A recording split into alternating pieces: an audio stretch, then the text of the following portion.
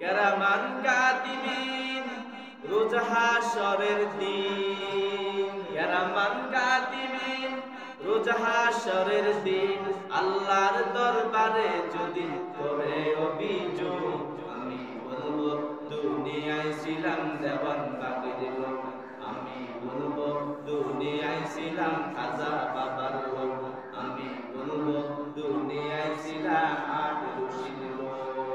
যখন ফেরেশতা আপনাদের মতো বন্ডদেরকে পাইবে, ফেরেশতা বলবে পেয়েছি পেয়েছি বন্ডদের পেয়েছি, পেয়েছি পেয়েছি বন্ডদের পেয়েছি, লাথি মারি কইব জাহান্নামে ঢুক। তখন কি জবাব দিবে?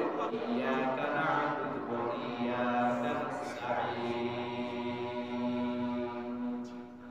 ইয়াকা না'বুদু, হে প্রভু আমরা একমাত্র আপনার ইবাদত করি, ওয়া ইয়াকা নাস্তাঈন, এবং আপনার কাছে আমরা সাহায্য প্রার্থনা করি। বলি কি বলি না? পাঁচ ওয়াক্ত নামাজের মধ্যে যখন দাঁড়ায় সূরা ফাতিহার মধ্যে বলি ইয়াকা না'বুদু, হে প্রভু আপনার ইবাদত করি, আপনার ইবাদত করি, মানে এর অর্থ হলো আপনার সাথে আর কাউকে শরীক করি না, আপনার সমতুল্য আপনার সমকক্ষ কাউকে মনে করি না, আপনাকে বড় জানি, এই জন্য আপনার ইবাদত করি। ওয়া ইয়াকা নাস্তাঈন, এর অর্থ হলো আপনার কাছে সাহায্য চাই। কি সাহায্য চাই? আমার ছেলের প্রয়োজন, চাইবো কার কাছে? আল্লাহর কাছে। মেয়ের প্রয়োজন, চাইবো আল্লাহর কাছে। মেয়ের বিয়ে হয় না, ছেলের বিয়ে হয় না, ব্যবসা বাণিজ্যে বরকত হয় না, সাহায্য চাই সবসময় আপনার কাছে।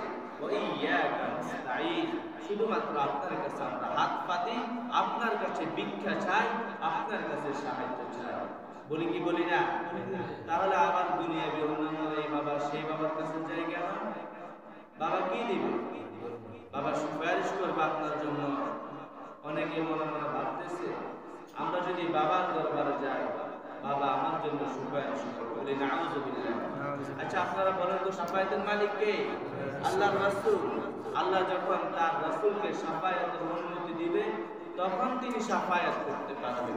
রাসূল তার নিজের মেয়েকে ডাকিয়ে বলল, ইয়া ফাতিমা, এ আমার কলিজার টুকরা মেয়ে ফাতেমা, আনকিজি নাফসাকা মিনান নার, তুমি নিজেকে নিজে জাহান্নামের আগুন থেকে বাঁচাও। ইয়া ফাতিমা আনকিজি নাফসাকা মিনান নার। নবী আমার তানার আপন ফুফিকে ডাক দিয়া বলল, ইয়া আম্মি, হে আমার ফুফি, আনকিজি নাফসাকা মিনান নার, হে আমার ফুফি নিজেকে নিজে জাহান্নাম থেকে বাঁচা। যদি আমাকে আল্লাহ শাফায়াতের অনুমতি দেয় তখন এতে আমি শাফায়াত করতে পারবো।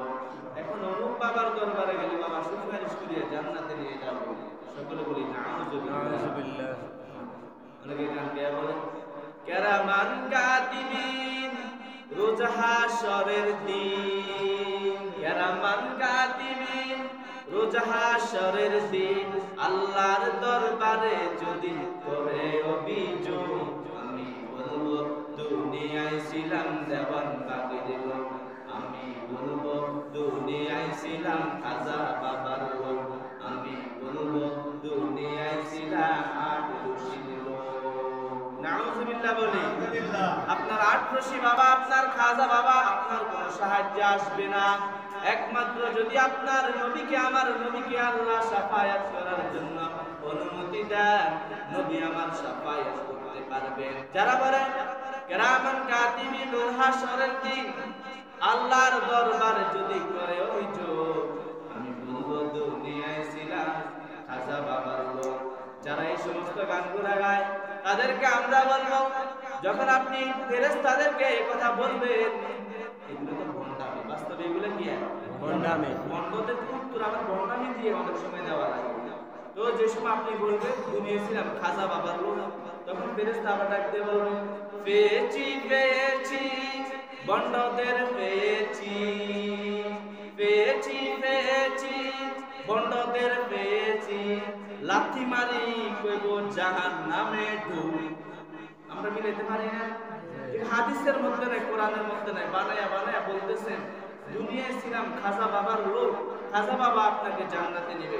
তা আমরাও তো বলি, যখন ফেরেশতা আপনাদের মতো বন্ডদেরকে পাইবে, ফেরেশতা বলবে পেয়েছি পেয়েছি, বন্ডদেরকে আজকে পেয়েছি, লাথি মেরে একবার জাহান্নামে ঢুক, তখন কি জবাব দিবে?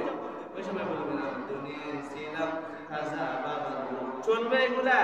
পরকালে এগুলা চলবে? কিছুই চলবে না ভাই, কিছুই চলবে না। তবে আল্লাহর ওলিরা কি সত্য, যে আল্লাহর ওলিদের কেরামত সত্য।